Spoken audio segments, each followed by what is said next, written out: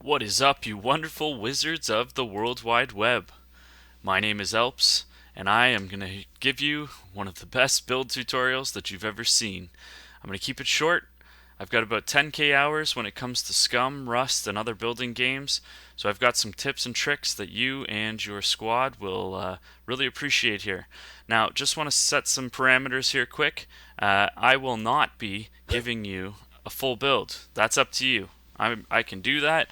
I can give you some small bases. I can give you some big squads. I'm currently doing a base for 6 to 8 people, and it is loaded with tips and tricks. Now, like I said, my squad calls me the build god. My girlfriend calls me the base daddy.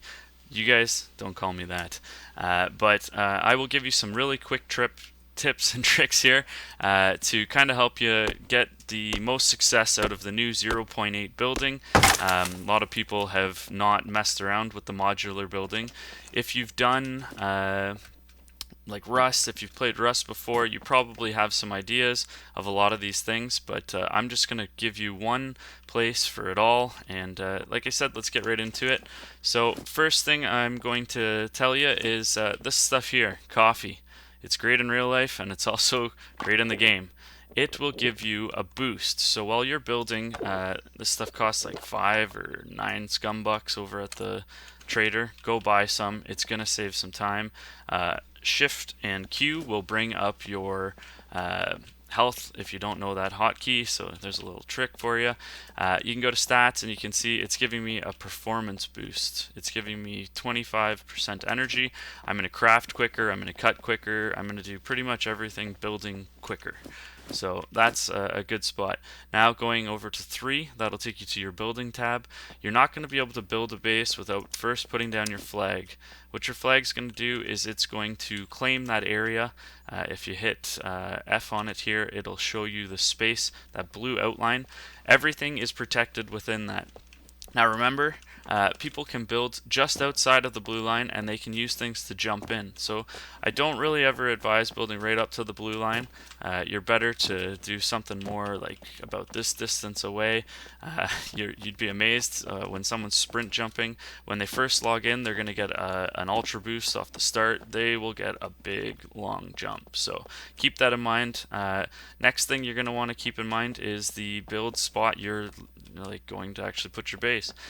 You want a flat area. You don't want to be up and down and all around unless your build's maybe incorporating the landscape, but generally you want a flat area if you're doing something that's expandable and modular, since the name. Now another thing you're going to want to keep in mind is where the flag is going. This flag, you can move it once you've built the stuff, but you're good to try to get the flag down and then not move it. If some other squad discovers you while you're building before you've had a chance to hide this or yada yada, maybe then there's a chance that it's warranted. Yeah, move the flag in that situation. But in a lot of situations, you're going to want to get it down and kind of have that as its main place. Now, getting into it, we're going to hit tab, hit 3, go into your building again. Now you can place these foundations. These foundations are going to be what allows you to place all of the elements. Now, a good trick here, you'll see if I'm dragging up on my mouse, not sideways or anything, you can adjust the height. Say you had this hill here and I built really low, it's not going to allow me to build when it gets to this location. So you're going to want to look generally around for the highest height. You can kind of see that area there. So you're going to want to kind of try to get the rest of your build at that height as well if you plan on building out that far. Now I like to advise people to build so that you cannot see under the foundations. As best you can, try to get it about this height or a little higher or a little lower. It's really up to you. You just don't want people to be able to crawl under it, get in under there, play C4. You can just do too much if you can get under the base. It's not good. There's some tricks that I can show you to prevent that, but ultimately, the base is going to be stronger if the landscape doesn't allow you to get under the base. So right now, I'm just going to say for anyone that's new to the building, I am on single player. I have God mode on. That's how you could see that I filled that in there. For those players that aren't in God mode, you would have to go and get all these resources here. Keep in mind those sticks don't have to be long sticks. You see long sticks showing there? Try to use short sticks. It's going to save you a lot of time. You get 4 short sticks when you're cutting with a saw, and or a axe, and 6 if you're with a saw. So it'll save you a lot of time.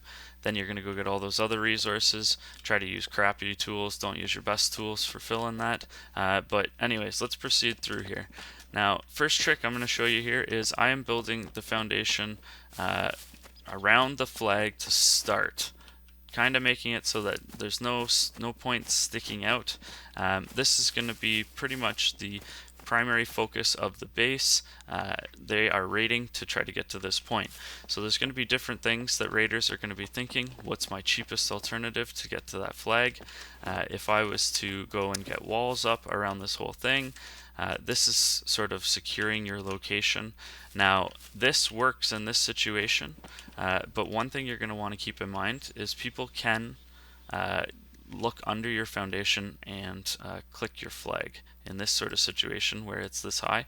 So you really want to prevent this from happening, because say you don't notice, you come back 24 hours later and this is no longer yours. You can't build here anymore. Someone has taken over your flag. So keep that in mind if you are not moving the flag. What I can do in this situation is I would probably move the flag. If I was logging off for a couple days and I just want to secure the location, I would do that. But I'm not doing that. I'll be expanding all the way around this, and they're going to have to raid through all the walls and everything else to get to that point. So I'm not too concerned about it. If you could maybe walk under this, I would be more concerned. But first of all, you guys are like, what the heck? You're an idiot, ALPS. What are you doing? You're blocking the flag. How are we going to get to it? This is your first trick. This is what's called a drop wall bunker. It's a good way of having your bunker or your flag protected in a way that people can't get to it, but you can build this item and access it. You can see now if I needed to upgrade the base or repair the base by hitting the flag, which is something you need to do. It's called upkeep.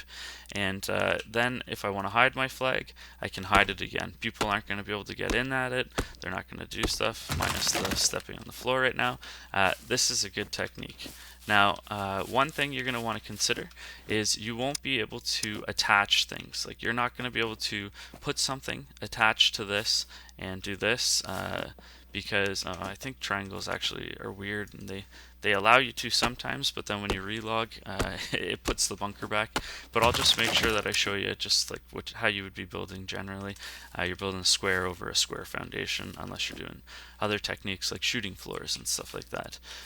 But you'll see here, now that that is filled in, when I go to open this, oh dang, your squad's going to be quite pissed off if you go ahead and do this and then go and upgrade this, yada yada yada. It's a big waste of time. Keep that in mind. You won't be able to put anything in this piece that's attaching to this wall. It's called a conditional wall system. The wall is conditionally a full wall, especially when it's supporting something, but when there is a roof placed in front of it, it is now conditionally a roof portioned wall, which is what makes you get those nice role player looking bases with the peaks on the top that most people are going to be building, because that's generally how more beginner builders like to build.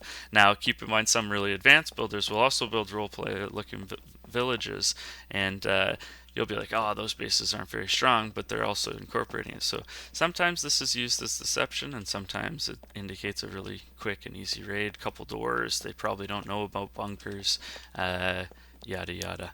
So there we go. Now, one good thing to know is or something that we should mention here is if I was to build a second wall, it would pull down that wall in here. Say the footprint, which is if you were looking from an eagle view down on the base, say your footprint is something like this that you're trying to, it's not letting me build here because this socket is filled, but if you were getting like a 2x2 footprint, which is the most standard, common build when it comes to a lot of these modular building games. This is a 2x2, and then it has the flag in what's called Honeycomb, which is this triangle surrounding. Say your base was completely walled in, however you want to do it.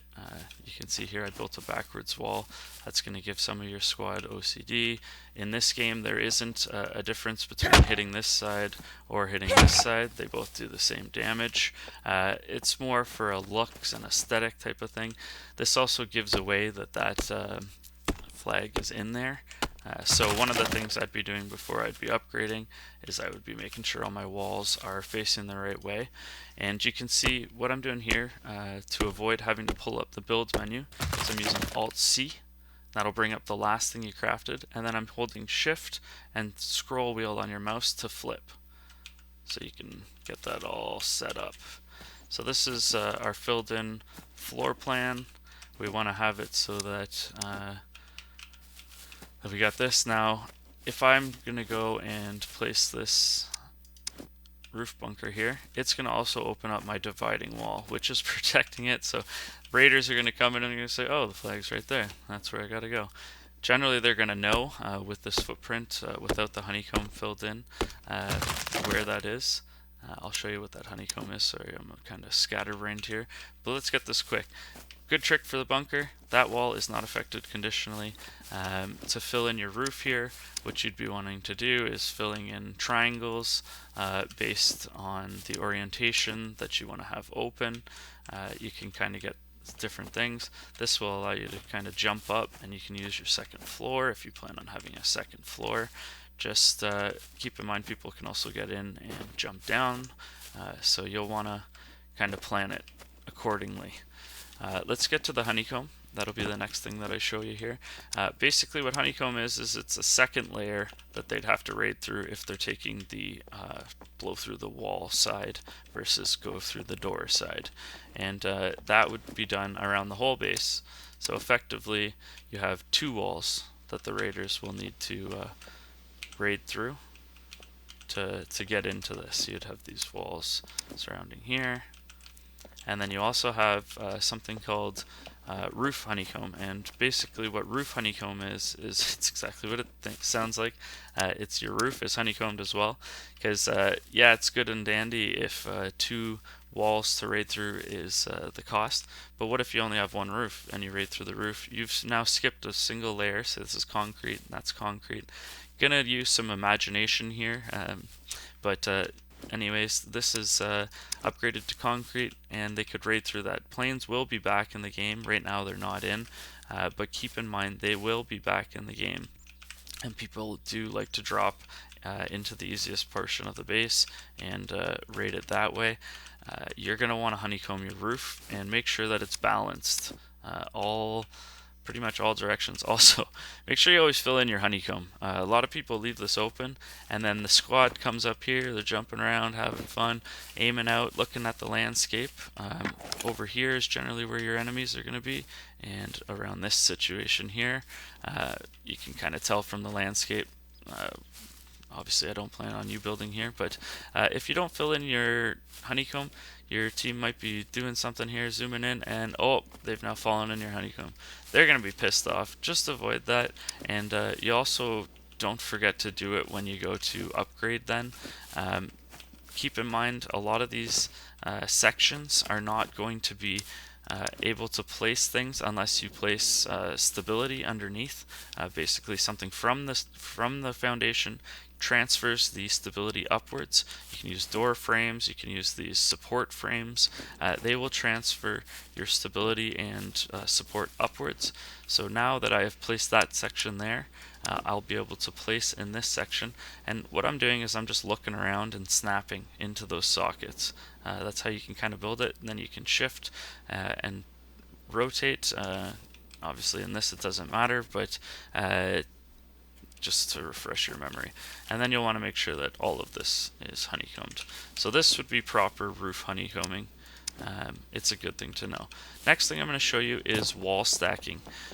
Wall stacking is good for situations where you maybe aren't going to honeycomb or do something like this. You can use the traditional scum building system, and you can build in like a secondary wall.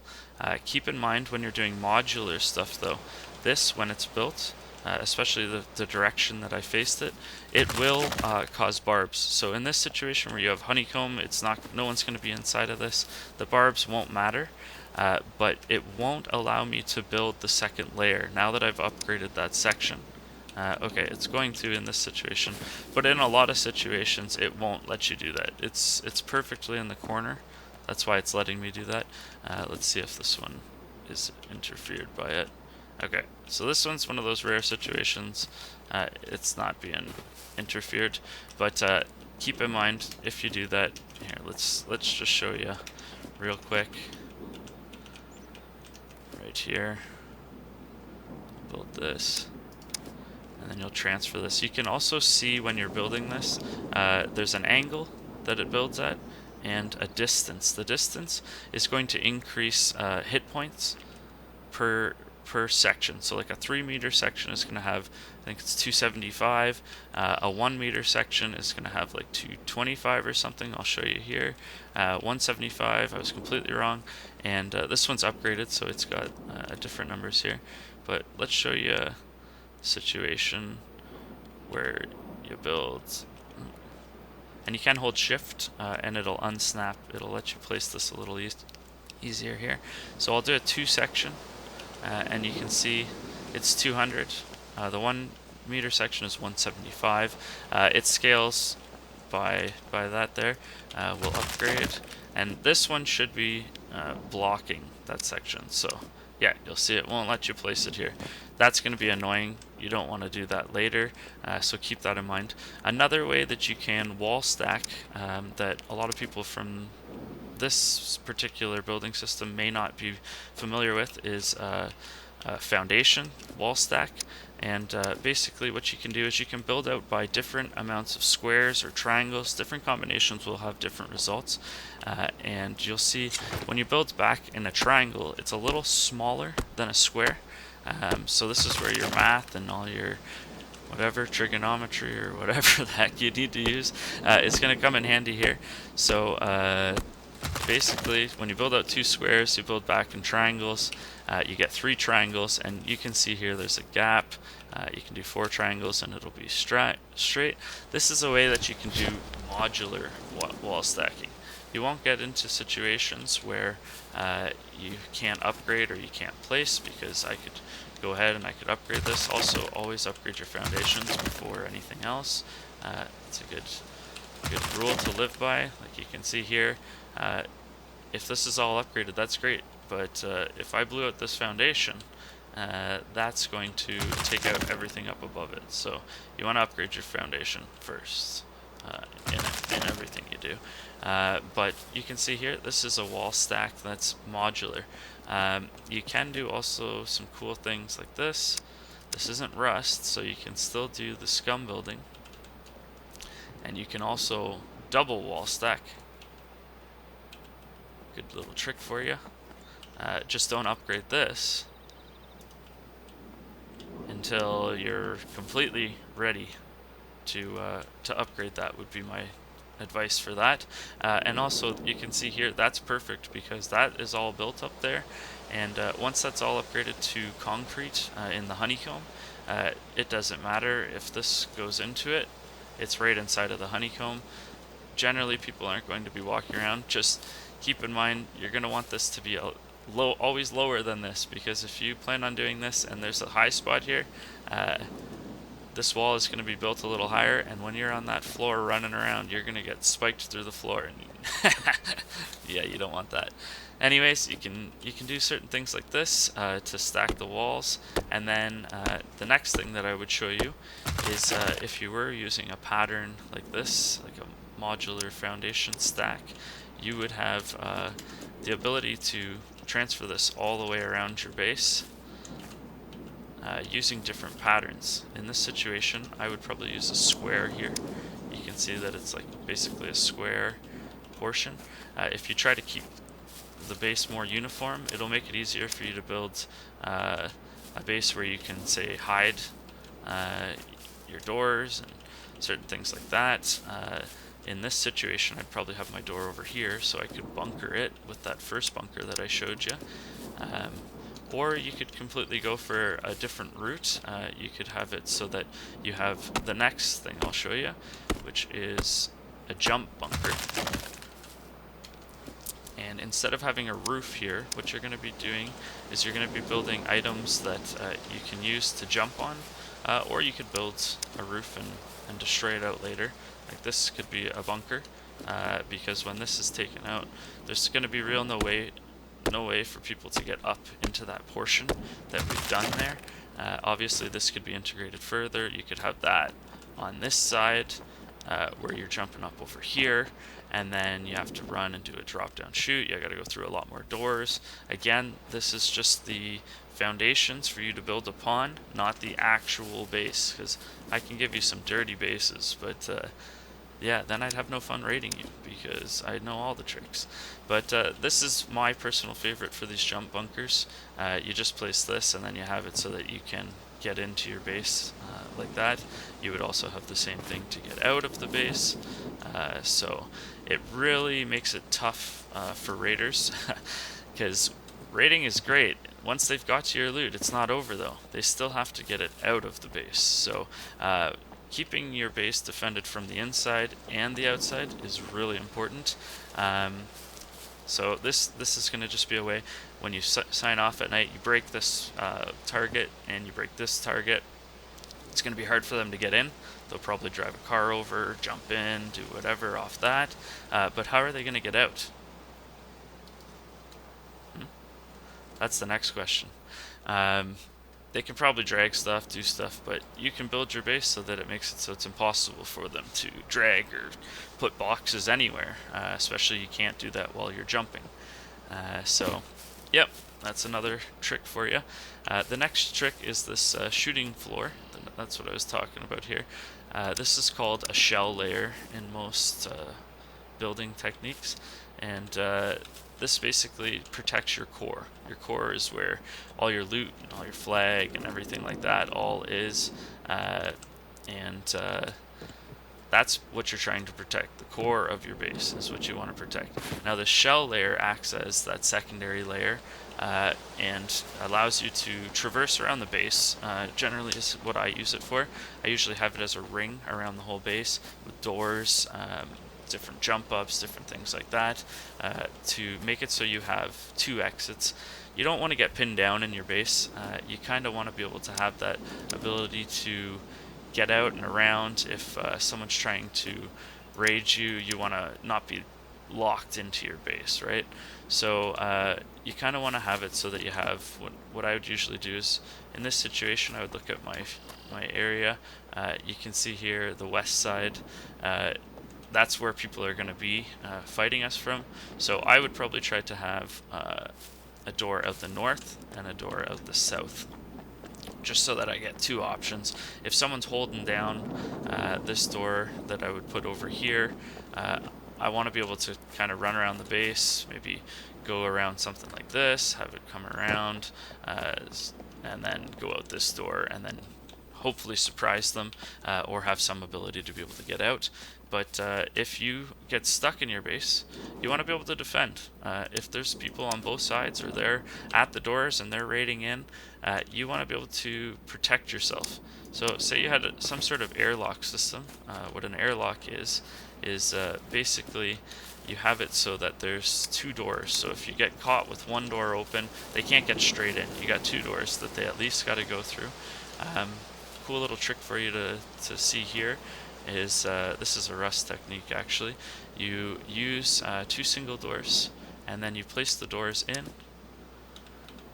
and you can see here I built the wall facing inwards, even though I have OCD and I want it all to face outwards like that. The hinge is on the left side of the door, so if you keep that in mind for the direction that you're building around the base, you can use this door as cover for this door. Say you had this airlock system and you just were running into your base, you're outside, you and your boys just got back from a big raid, you got all their loot, and someone was casing your base because they knew you just raided. Last thing you want to have is you being, oh yeah, let's go boys, this is great, boom, your head's dead.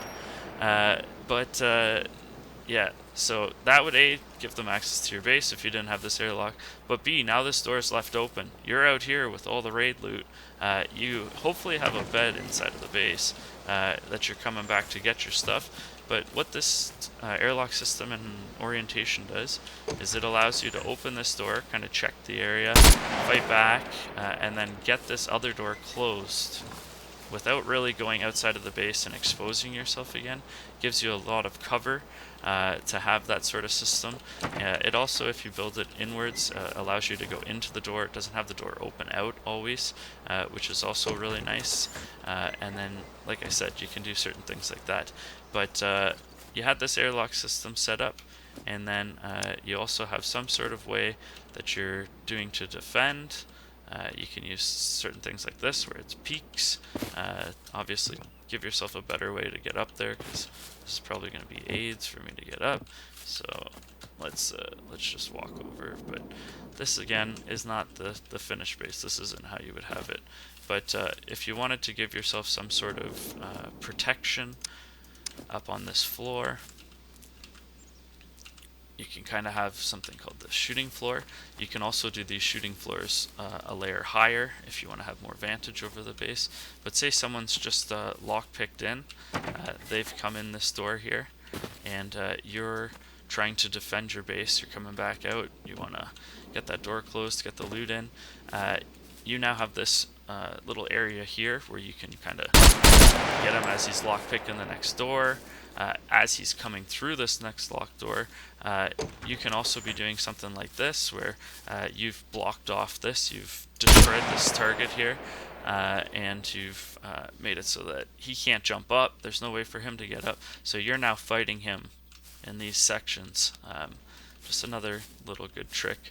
Then, of course, outside of this, say your base is all said and done, what you'd always want to do, especially if you do have any foundations where people can get it in, is you want to give yourself another ring outside of that layer. Just always layer your base.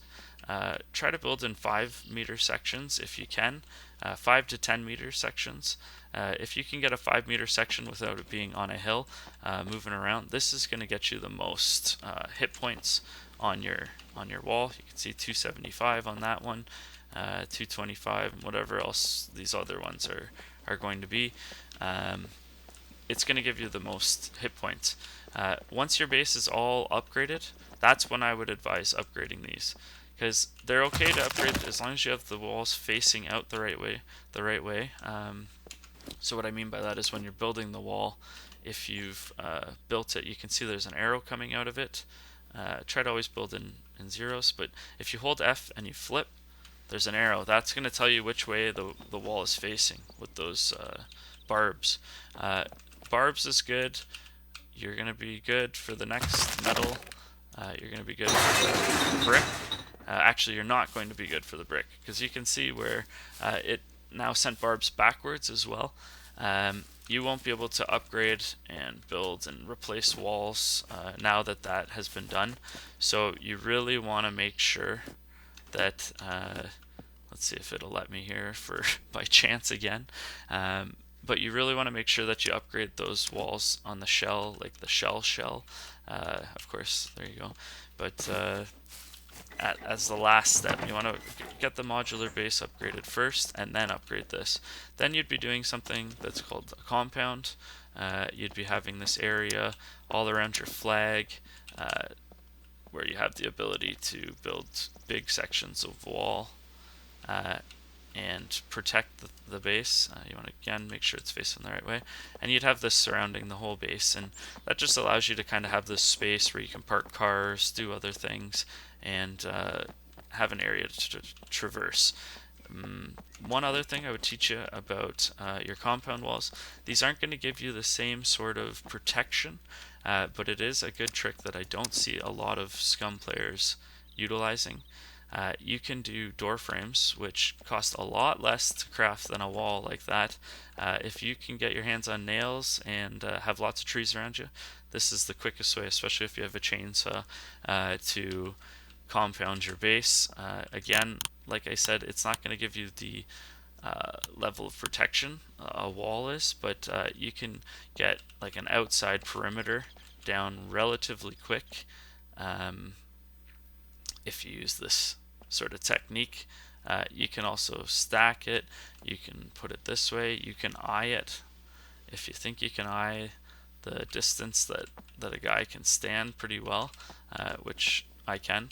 I've done this enough times. You can do that, and then holding shift is the easiest way. Otherwise it's going to try to keep snapping and doing all that. Hold shift, put the arrow right in the middle, and have it so that it's pretty much the same direction that the other one is. Place that, and you can see that's not going to let people get through. You can upgrade that a lot cheaper as well. See all this that you need to upgrade that? Look at this. Pretty cheap. And it's increasing the health a lot. That's obviously more, but they're also taking out a big section. Whereas if they take this out, they're funneled. So they can only go through this gate. Really cheap, quick, and effective way to get the outer perimeter. I also personally prefer having these because then what I do is I put walls in behind. And it just discourages teams. It really discourages you if you see this extra layer. It's like, I gotta blow this out to get to that, to blow that out, to blow that out, to blow that. That sucks. And on that note of teams kind of looking at what they have to raid, try to keep your base under wraps. If you can kind of get this base built in a system that makes sense to you, you can do the center, say before this jump up that I did there. You can get the base kind of built as a small base first, like this core here. You're going to make a lot less noise and have it so that you are going a lot more incognito, and then build in like a progression. Have your starter base as this base, have say your wall stacking if you're doing the traditional walls, or your foundation wall stacking, and then instead of building this double layer and letting teams know that you're double layering right away, build this shell out. Like have your progression make sense. Have your shell is protecting your core, and then say you have your shell up, then you start building honeycomb. Like you can do it in different stages.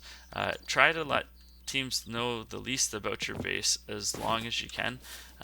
Move your flag and things if you find that a team knows where your flag is. Do things like that, because you'd never imagine how crazy people get at this game. There's people that sit in the trees literally as a freshie, took off all their clothes, and they're just sitting out there watching your base all day. They're sitting in Discord, talking to their team, telling them what you guys are doing. Not a single shot. You didn't hear them. You never knew they were there. He's in that bush right now. That guy's right over there, and he's watching. He's telling them the footprint. He knows your base. He knows the flag is in this back corner. If we raid through this one wall right here, we're gonna get to the flag.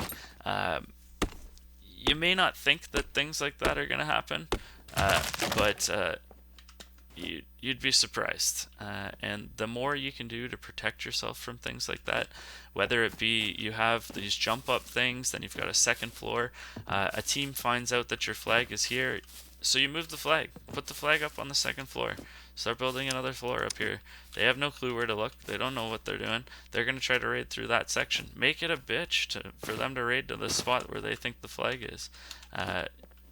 Double that up. Put some more honeycomb on there. Put some compound walls. You can always put these compound walls and not upgrade them. It still makes it a pain to get through. Still another thing. Right now you can raid with a ballista and some arrows if you got enough time. So that's kind of a pain, but it's still going to be another thing that they have to encounter. Another thing, like they've got 1 wall, 2 walls, 3 walls. The more you can do, the better you are. It just discourages teams, like I said. But then another good thing about this compound situation is, say they do breach, they're being funneled through this section now, coming through this one spot and this. So if you have a shooting floor, And basically what a shooting floor is above all this, you'd have like a layer with like windows and different peaks. Say you have gaps because of your foundation stacking. You have ways that if you had your bedroom up on this floor up here, you're defending down and you're shooting at these guys. They're coming through thinking they're all safe. They're running through your compound thinking like they're the boss, and boom! Oh, well, there they go. Again, their head is dead. And you've got it on lockdown. You can protect a lot easier if you know where they're coming from. Once they're in the compound, you can have mines down. You can do certain things. For all the beginners, any mine in your flag area is going to protect you. So you're not going to trigger it. Keep in mind, if you drive over it with a car right now, I think it does trigger it, so maybe don't have mines where you plan on driving. But places that you expect someone to raid through, say you could only get down a 3-meter section here because there's some weird hill or something. Everything else is a 10-meter section that you built. The base is perfectly optimized so that you have the best strength everywhere around it. You know this is going to be a breach point. As the builder, you know that this is, if someone wanted to raid, it's a lot cheaper for them to go through here, especially once it's getting upgraded. Like, there's a big difference there. I'm going to raid through that. So you know that this is going to be a breach point. Make this a living hell. Just make it a living hell. You can do modular tricks if you want to keep the cost down. I personally find the modular stuff, of course I'm trying to build with the floor. You got to build with foundations if you want to do foundations. I personally find these are super cheap to build with, just because it just seems to be easier not having to cut all the logs and cut all the sticks. You just buy some rope and get the fill it with some logs and a tool. It's just quicker, in my opinion, to build. The sticks you can get pretty quick. You just cut up a couple trees and chop them up with a saw. Again, make sure you're drinking your coffee while you're doing this. But I think I'm going to call it there, because these are some good techniques, but you can do things that are really interesting in this modular building. It's not perfect, so keep in mind you got to kind of work with it, and you kind of got to make it work for yourself. But there are a lot of techniques that you can use to keep you safe and really make yourself a harder raid target. You don't want to be seen as a role player. You want to be seen as this guy, the guy with all these weird techniques and different things that it's like, ah, shit. That guy just moved in next door. Fuck. But sorry for the swearing, sorry for my French here. But hopefully that gives you some good stuff for your builds, and happy scumming, best of building, and I will make some more videos here. If you like this kind of content, make sure you do leave a comment and some likes there, just to let me know to keep doing it. If I babbled on, I'm sorry. I know I said I was going to keep it no nonsense, but there is a lot to learn in this game. I've got enough tricks and I've got enough hours that I can come up with some really cool builds. If you do have some questions, if there's something you've been working on, feel free to let me know. I can probably solve it or give you some solutions. And yeah, anyways, I'm ALPS, and that is the Base God out.